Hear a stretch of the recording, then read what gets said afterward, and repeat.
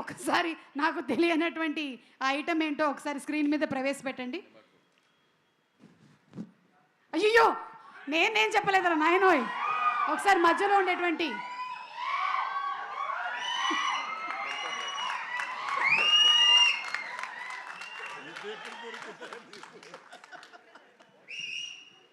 Sir ఎట్లుండే sir experience అసలు ఆ గెటప్ వేసుకొని అసలు ప్రపంచం ముందుకు రాగానే? I eagerly wanted to ask this question మీరు వచ్చినప్పుడు. బట్ గ్లామర్లో పోటీ పడితే నన్ను దాటిపోయావయ్యా. ఇక్కడంతా కొంచెం కళ ఎక్కువైంది, నీ దగ్గర మాత్రం బొద్దుగా ఉండేసరికి ఆ కళ అసలు వేరే. నాలాంటి వాడికే కొంచెం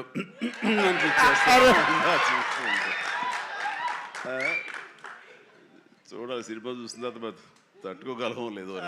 thank you so much sir, ఈ కాంప్లిమెంట్ లైఫ్ టైం గుర్తుపెట్టుకుంటాను. Love you sir. నేను చూసే కొన్ని డికేట్స్ అయిపోయింది ఇది ఫొటోస్ చూసి. Good, thank you. But as actor I know sir, అంతమంది ముందు ఒక గెటప్ వేసుకొని బయటికి రావాలంటే definitely one of the inspiration అనుకుంటా sir. Thank you so much sir. Good. Chiranjeevi garu, ఒక క్వశ్చన్ అండి. ఆ రోజు మీరు ఆ గెటప్ వేసినప్పుడు మీ అమ్మగారి రియాక్షను, మీ ఆవిడ గారి రియాక్షను ఏమైనా గుర్తున్నాయా? వాళ్ళు నన్ను చూడలేకపోయారు. అసలు కనపడదు, మరి మీసాలు పెంచుదాకా మా ముందుకు రాకండి అన్నారు. కానీ విశ్వక్కి వేరే ఎక్స్పీరియన్స్ ఉన్నట్టుంది. విశ్వక్ మా వాళ్ళు చీరలు కట్టుకొని మ్యాచింగ్ చీరలు కట్టుకొని సెట్కి వచ్చారు సార్ ఫోటో దిగుదామని. మళ్ళీ ఎప్పుడు కట్టుకుంటున్నాం అని. ఆ టైంలో షూటింగ్ టైంలో అప్పుడు ఎప్పుడు మీసాలు తీయలేదు. జంజాలుగా మీసాలు తీయాలి అని అన్నప్పుడు ఒకటే కండిషన్, ఒక 60-70 మంది పనిచేస్తున్నారు యూనిట్లో, అందరూ తీస్తేనే ఆఖరి తీసావు నేను అవుతానని అందరితో తీయించాను మీసాలు. నేను ఒక్కడైనా ఆ రకంగా ఉండాల్సిన అందరూ ఉండాలి సెట్లో, అందరూ తీశారు. స్టిల్ కూడా ఎక్కడ ఉండాలి సార్. ఈ ఐడియా నాకు వచ్చుంటే అదిరిపోయేది సార్. అసలు అందరి చేత చీరలు కట్టించేవాడు.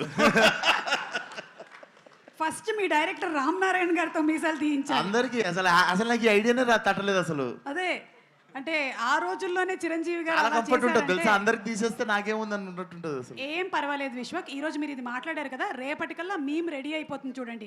మీ మొత్తం డిపార్ట్మెంట్ అందరికీ కూడా మీసాలు గడ్డలు తీసేసి మా వాళ్ళు ఫోటోలు రెడీ చేసి పెట్టేస్తారు. ఎందుకు మీ ఫ్యాన్స్ అంతా చీరలు కట్టి వెళ్ళమని థియేటర్కి వదలొద్దు ఐడియా. చేసేస్తారు సార్ వాళ్ళు పాప మాల్కి. అంటే ఈ లైలా February 14th సింగిల్స్ వచ్చి థియేటర్లో కలవమని చెప్పాడు కాబట్టి ఎలా వస్తారు అనేది మీకే వదిలేస్తున్నాము, చూద్దాము ఎలా వస్తారు. So thank you so much Chiranjeevi garu, and thank you Vishwak. Okay, so